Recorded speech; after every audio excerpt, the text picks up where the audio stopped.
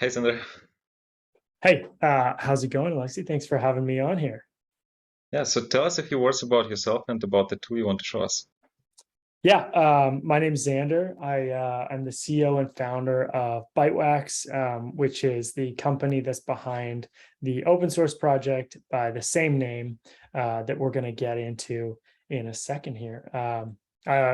Previous history was data scientist at GitHub, before that at Heroku, and kind of got into it in a different route. I was a civil engineer, then I went to business school, and then ended up in tech. Interesting story. So can you Yeah. show us the demo? Yeah, let's hop right into it. I will share my screen and I'm going to go. I just have a couple of slides, like little overview Bytewax, so people know what I'm going to talk about, and then we'll get into the demo. So first off, Bytewax, what is it? So Bytewax is Python native, open source, stateful stream processor. So you can kind of think of it similar to Flink or Spark structured streaming. At the core, Bytewax is really just a data processing library. And we've focused on streaming first because we felt like there was a bit of a gap in the Python ecosystem for streaming. Bytewax uses a library under the hood, a project called Timely Dataflow, which is a Rust library that is a Dataflow architecture, and it's sort of the runtime execution for Bytewax. So it's what handles the spinning up of different workers, making sure they all are able to communicate and exchanging data between the workers where needed. So to kind of give a better idea of like what a data flow is, have this little diagram. So if you're familiar with some of the other more common data processing frameworks, they're like a centralized scheduler that sort of dictates what goes where and what runs where. With a data flow architecture, you have all of the processing on one worker. So each step where you're modifying the data or aggregating the data happens on that single worker, and that worker can receive data from the input source, whether it be Kafka, WebSockets, a database query if it's parallelizable. And so you get some performance benefits from this because data is not moving around as much. And it's easy to parallelize across IO for increased throughput, which is nice when you have like partitioned streams for Kafka, etc. Bytewax data flows can run on either threads or processes, and there's like a little bit of magic around handling the GIL there, but that allows you to scale for different types of workloads. All right, so let's jump into the demo. So what we're going to do here is we're going to analyze some server access logs, and we kind of like coined this because I didn't know what to call it, a lightweight data stack. So I'm actually going to showcase more than one open source technology here, or source available. So we're going to use Redpanda, we're going to use Bytewax, and we're going to use Duckdb, which is like a kind of newer query engine. So premise behind the demo is back when I worked at GitHub, we didn't have perfect telemetry across the suite of products, which is pretty common, I think, amongst many companies. And so we needed a way to get the data we needed so that we could understand how our users were using the product, and who was using the product. And so what we did is we had different data sources as well, but one of them was server access logs. So we called it the requests data source at GitHub, and it was either sourced from load balancer or directly from these servers. And so for this demo, what I did is I found some server access logs available on Kaggle, and we're going to shove those into Redpanda. We're going to write a data flow that is going to take those logs, we're going to parse them, and we're going to batch them and show how we can use the stateful operators in Bytewax to do so. And then write them out to file store, in this case, just local, but it could be S3 or whatever. And then we'll just query on top of that. So that's the idea here, and we'll focus on what the data flow is in this demo. All right, That's pretty cool, especially given that you're going to use Python, because I know in Python stream processing is kind of not there yet compared to JVM, like to Scala, Java, right? So in Java, for example, if you want to read from Kafka, then it's easy. But yeah. if you want to do it with Python, then good luck. Yeah, I mean, it is relatively easy to set up a consumer, but once you get like a little bit further along, it gets kind of difficult. All right, so I'm going to switch gears. I'm going to run this in a Jupyter notebook because why not? All right, so the first thing we'll do is we'll set up a Redpanda cluster. We're just running this in a container. So I'm going to hop over to my terminal, so I'm going to run the command to set up we're going to run a Redpanda cluster. So there we go. We can check to make sure that's running. What's Redpanda? Is it something like Kafka? Yeah, of course. Yeah, so it's a streaming platform. It is Kafka API compatible, so you can use all of the Kafka consumers and producers and all the tool suite that's built around Kafka with it. It's just it's a different architecture, and they made some different decisions on how to implement it. So it's a little bit faster and a little bit easier to manage. All right, so we have that running. Then we'll hop back over to our Jupyter notebook here. All right, so first let's take a look at these logs that I sourced from Kaggle. If you want to pull these, I think I have a link in this notebook, and also this notebook, I have a link to it. Anyone can find it on GitHub.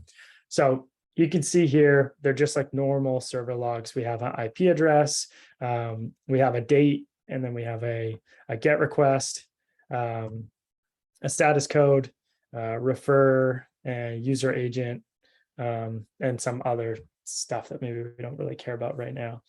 So we can definitely do something with this. In this demo, we can see where people are from, so we'll enrich the IP.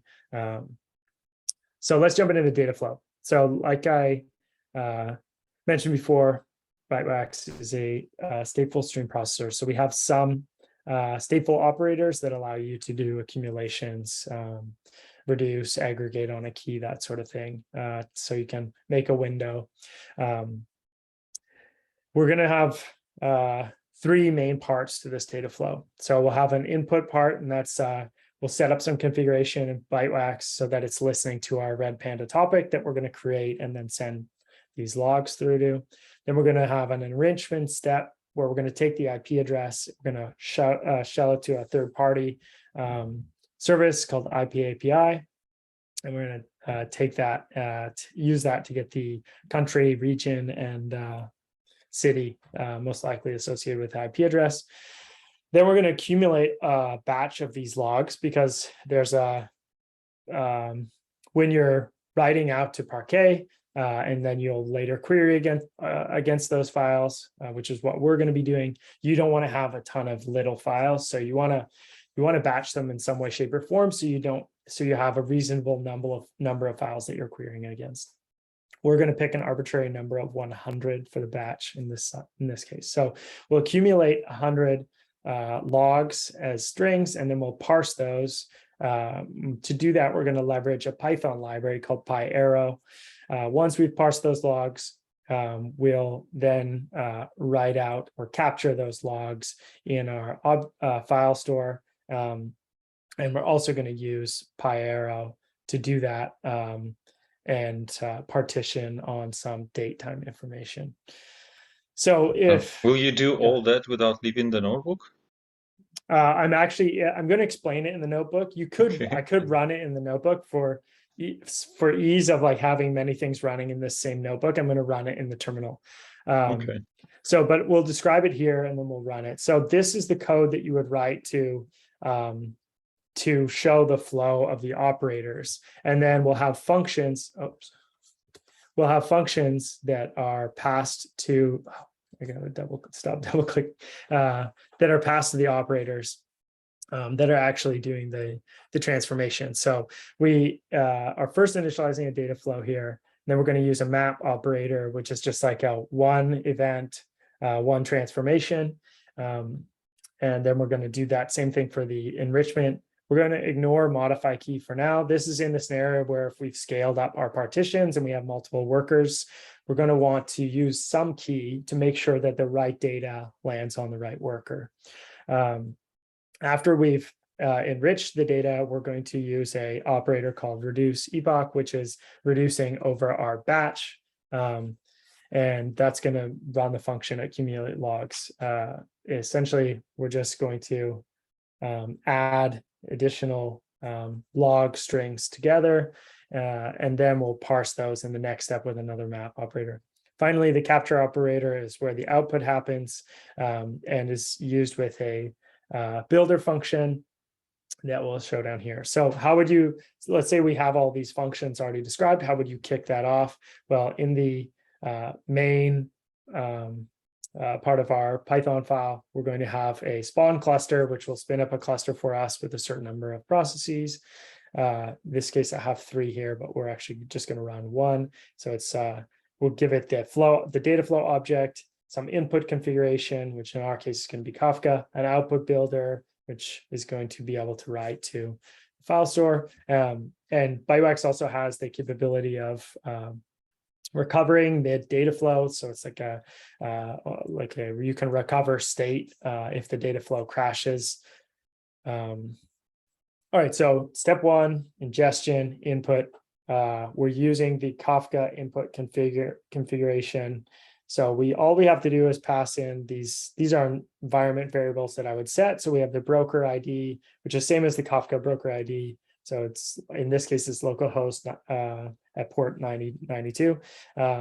Topic group ID, which is a bit arbitrary for the demo, but if you could have used that something continuation or some meaning internally, then we'll have a topic, and that's a topic we're going to create. Here we've specified our batch. So in Bytewax, you can batch things on input, or you can create a window downstream with system time or clock time. In this case, we're actually just going to do an arbitrary batch number. Here we're also specifying recovery. So that's just recovery can happen either with a SQL-based database on each worker like SQLite, or it can happen with Kafka or Kafka API compatible services like Redpanda. So putting that all together, that's what our code would look like to run this in the main So the next steps that I outlined in that diagram are parsing and enrichment. So we have 4 functions here. We have modify key, enrichment, accumulate logs, and parse logs.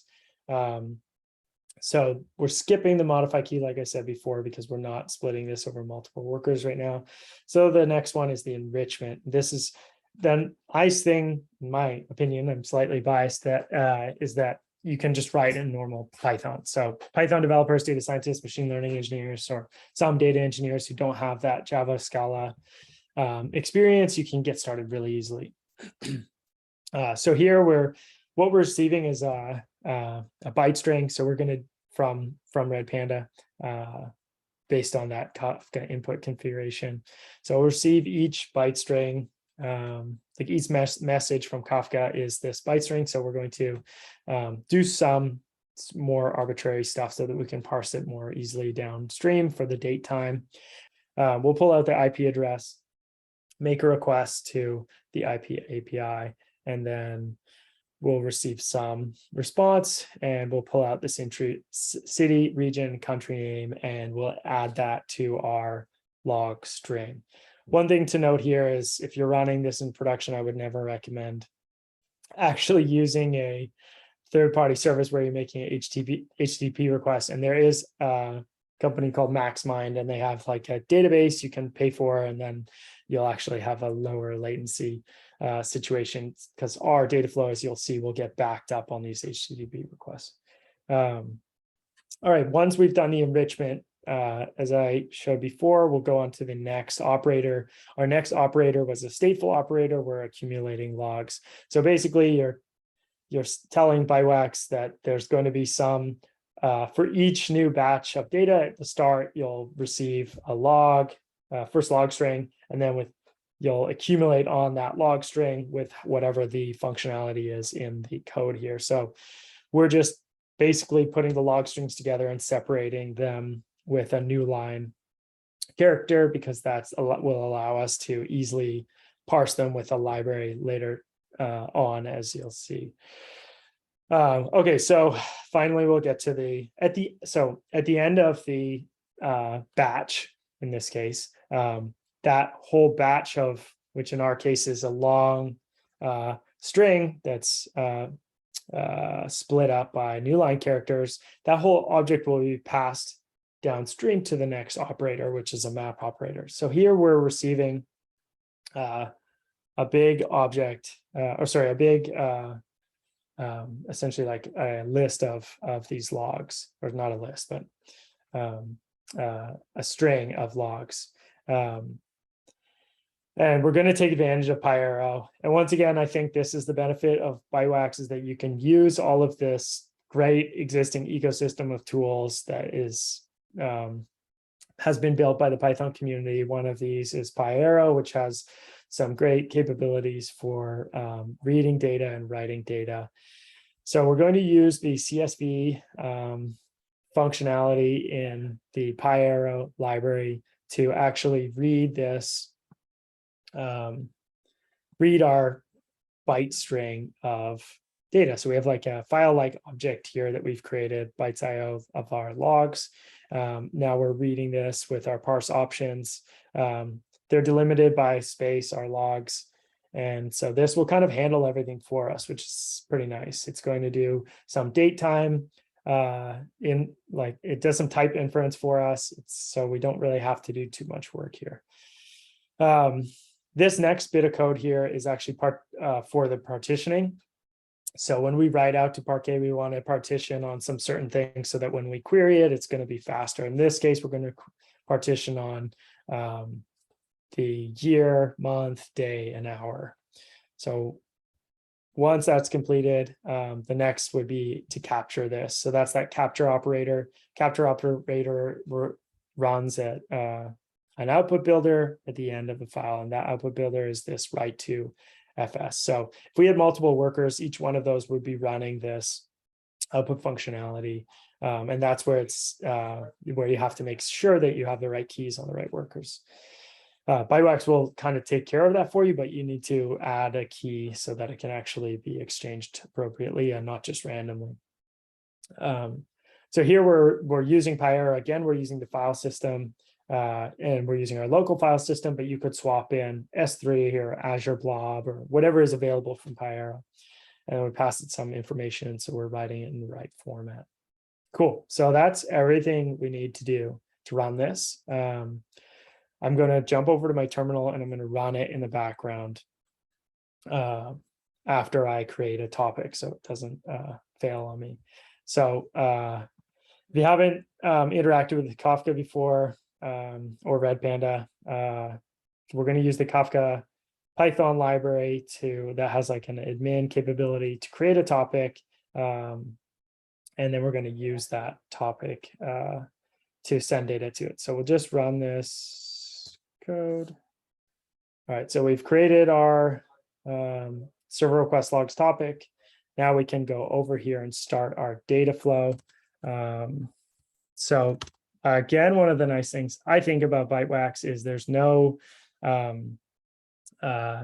separate cluster you have to run to ship off your job for it to run. You can run it just as a Python file. What we have done for, and that's like outside of this tutorial scope, what we've done for, if you want to scale across a whole clusters, we've done some work with command line tools, so you can easily do that across Kubernetes. So if you have Kubernetes available, you can scale a data flow across all of the resources you have in that cluster if you wanted to. All right, so let's run the data flow here. And we'll see some output. It's just nothing in that topic yet. So Bytewax is listening to that topic, essentially is what it's telling us. So now that that's run, we're actually going to take our sample of data from that total access logs, and we're going to start sending that through to our topic. So we can run this one. That's going to take a little while because I actually added in a sleep there. So we'll stop seeing those no messages available, incrementing epoch. So it's starting to work. Like I said before, there's a delay because of the HTTP request. So we're actually backing up right now, and that's not an ideal scenario, as you can probably guess. So I'll kind of, you can see it's doing its thing. I have a print statement in there, so we're seeing the accumulation of these logs that are all parsed, and what you're seeing there is a PyArrow table as print. So I'm actually going to kill this thing, even though we only have a subset of it. So now that I've interrupted that, we can get on with the rest of the tutorial. So what happened there, we were outputting to, let's refresh this. We were outputting data to, let's show you 17 hours ago. We were outputting data to files. Some of these actually are leftovers. Let's delete those. So we've written a couple Parquet files here. We haven't written the whole thing. That would take, I don't know how long, but some number of minutes probably. And now we can query against this. So this is another pretty cool thing. So without any data warehouse infrastructure or data lake infrastructure, I'm able to answer my question. So I'm using Duckdb here to my queries. So I'm basically just pointing Duckdb to where my Parquet files live, and I'm querying directly against them with some SQL.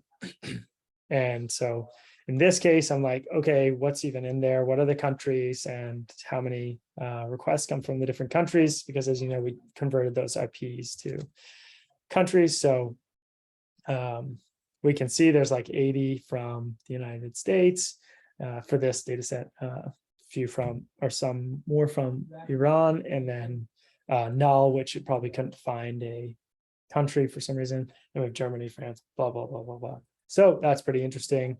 And we can then make a query, see what kind of status codes we're seeing. We're seeing some 404, some 302, 301, and a bunch of 200. So, I mean, it's not so bad. We can maybe we're curious what those 404s are. So we could see what the non-200s, we'll see what they're from. Maybe we can look at the log directly. And we can see like what they're querying. We have someone from the United States got a 404 when they tried to see this product. Maybe we go, flag that, someone can check it out. And we could probably see a lot of bots here eventually, trying to crawl, a lot of crawlers. You always see crawlers all over the web. So we could use another service to see who those IP addresses are. And we see some Google, some other things that I don't really know what they are, but there's probably a few crawlers in there.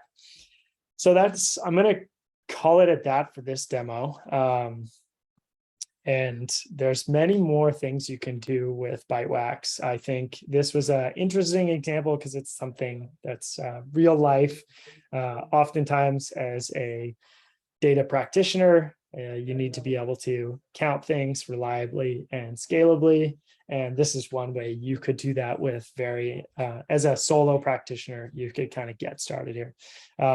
Other great use cases for Bytewax are more complex processing. So have other blog posts on our blog, bytewax.io/blog, where you can see anomaly detection or crypto trading on order books or cybersecurity command and control detection. So kind of interesting things you can do when you can maintain state and have access to all the Python libraries.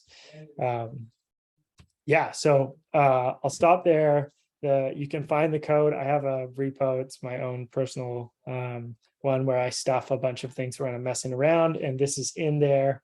I am going to turn this into a tutorial that we'll have on our site as well. Yeah, I'll pause there. I didn't pause for questions during, Yeah, so I'm that's fine. sorry. But yeah, Chunk I'll pause there. Drawer. Nice Junk name. drawer. Yeah. Yeah, I'm yeah. just wondering, so what you showed us, is it a typical pipeline that you would have in industry settings, in the industrial settings? Or would you rather, instead of writing to a file, let's S3 or some other object storage, would you write directly to a data warehouse? Yeah. So you in a production setting, you would write to S3 or anything like that, and you would query on top of that. You could also, if you were already using some data lake, data warehouse infrastructure, you could write to that. So Iceberg or Like Snowflake or whatever. you write to S3 and then it automatically propagates to your data warehouse, right? Yeah, that's a possibility. Or you could write directly to that. With Bytewax. Yeah.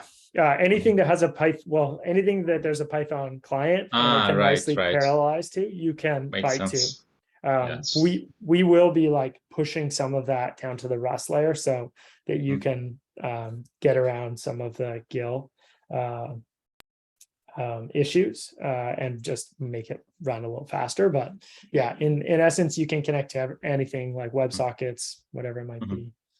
So we're not restricted by anything, but you will also provide some native connectors. Like, Yeah, I don't know, if we want to write directly to BigQuery, for example. yeah, we'll continue to work on those. We're always looking for what we should focus on next from that aspect. Right now, we've built a Kafka integration because that's like not straightforward, so it's easier to manage with the Bytewax code. We also have a WebSocket one where you can have set your WebSocket as an output actually. So Bytewax will spin up a WebSocket for you, and it will be running with your Dataflow, and then anyone downstream can subscribe to that, which is kind of neat. We did it as like a hackathon the other week, actually. Yeah. And what are your plans? So you said you probably will work on this implementing native connectors. Do you have anything else in the pipeline? So what are you going to work next, let's say in the next 3 months? Yeah. So in the immediate near term, I showed Bytewax 0.10, and we'll be putting together a new release that has better windowing semantics and input semantics, and just kind of removes some or abstracts some of the complexity there. So that's we're working on right now, and that will be 0.11 and coming up in the next couple of weeks. So that's pretty interesting. We'll be working also on some better tooling for introspecting your data flows. So right now it's kind of like left up to the imagination of the user. But we'll be working on some tooling there, whether it's a small UI or via the command line tool. We have a command line tool called Wax Control, so we'll also be working on that. Right now, you can use Wax Control to deploy data flows to Kubernetes. So any Kubernetes cloud offering, but you can also use it to deploy to VMs. This right now it's only to EC2. So if you have like access to EC2, or you can run a data flow, long running data flow on EC2 across whatever resources are available. We'll be working to add the other clouds, so Azure VMs and Google equivalent. So yeah, that's sort of near term work. The other thing we will focus on sort of in the next 6 months is, this is an open source project. Our idea for commercialization is to provide some additional licensed features, and those will be suited for larger teams and focus across like the dimensions of enhanced collaboration for like bigger organizations, multiple teams, sorry, access and security, and then reliability features And so we're kind of starting to figure out what that looks like now. So there'll be a bunch of effort there. But yeah, just build more stuff and find more bugs and make it work better. That's sort of the plan. And the plans are quite ambitious. So how many people are actually working on this? So Bytewax team is 7. We've had some outside contributors, but it's relatively early days there. I think there are a few other contributors that have been working on this. But yeah, Bytewax team is 7 people right now. And if somebody wants to become an outside contributor, how should they do this? Do you have some sort of contributing guide? Yeah, we have a contribution guide on Bytewax, the GitHub repository. There's a few issues. We're actually doing an effort now to make more kind of good first issues, but the library moves quite quickly, and we're always looking for people who are willing to give feedback, make an example. Really, what is really interesting right now for Bytewax are different use cases. So, we had a contributor who came and created an example, contributed it to the Bytewax repo that was the a priori algorithm. So how you could use it for personalization. And that was really neat because it's a different use case and we hadn't been focusing on that. So anytime there are more use cases is pretty cool too. Do you plan to take part in Oktoberfest this year? It's so far I have not, but I definitely should. I have a few conferences. It's just September, October. It's like in 2 months. Yeah, or it's too far for startup. Yeah, no, I definitely should. I mean, personally, maybe I'm always hacking on things, so I should. It's just I don't even need an excuse. I'm always doing it anyway, so I might as well. I have a few conferences I'm going to and speaking at, so I'll be concentrated a little bit on that too. What's the next conference you are going to be in? Next one is the Confluent Current. It's like Confluent Current Summit or Current. It's called Current, I think. So that one's in Austin, Texas, and I'm doing a talk on online machine learning. So online learning for ML, which is a great subject for Bytewax. Incremental algorithms. When is it? I'm just wondering by the time it goes live, this interview. I hope it will happen before the conference so people can get a chance to actually come and say hi. Yeah, that's October 4th, 5th. That should be enough time. Yeah.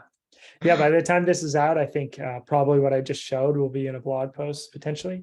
And we'll have released the next Bytewax. So the code will have changed a little bit.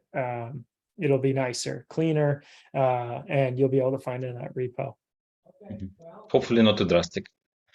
No, nothing too crazy, just some small changes. But yeah, good changes in our opinion. Do you have any advice for anyone who is watching this? Like in general, life advice? Life advice, tool advice, I don't know, work advice, career advice, anything. Well, I just had like I said earlier when we first got on this, I have a 3-month-old daughter and we traveled across the country from California to Vermont. And I wouldn't recommend doing that because it's a lot of work, but also because she got COVID. So that's no fun. And my wife got COVID and I haven't got it. I'm not positive yet, but so life advice, don't do what I did. Career advice, maybe some I'll throw some career advice in there too. One thing I love about where I work in data is that there's a really cool cross-section of people from all different backgrounds and paths in life. And I think if you're interested, just go do it. That's kind of the approach I've always taken, and you get to experience a lot. Okay, great advice. Thanks a lot for joining us today. Thanks a lot for doing a demo. That was quite a comprehensive demo that involved many moving parts and was quite real life. So thanks for preparing this demo. It was really great. No, thank you for having me. It was my pleasure. Always love to be able to try something live and see if it breaks. Well, hopefully it worked. Yeah, demos are always fun, aren't they? Yeah, they are for sure. Cool. Okay, well, see you next time. Yeah, catch you later.